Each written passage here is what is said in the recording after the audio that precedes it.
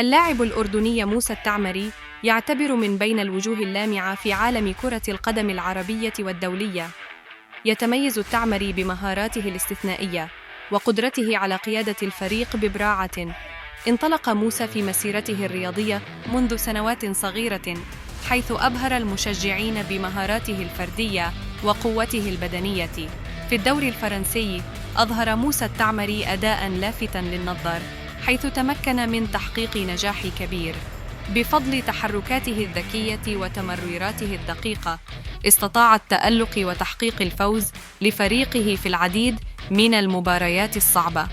كما أن قدرته على تسجيل الأهداف في اللحظات الحاسمة أضافت قيمة كبيرة لأداء الفريق. ومع انتهاء الموسم الحالي، يثير مستقبل موسى التعمري تساؤلات كثيرة لدى محبي اللعبة. هل سيستمر في اللعب في الدوري الفرنسي ويبني على نجاحه الحالي، أم سيختار تحدياً جديداً في دوري آخر؟ ورغم أن الإجابة ليست واضحة بعد، إلا أن الجميع يترقب بشغف القرار الذي سيتخذه موسى التعمري بخصوص مستقبله الكروي.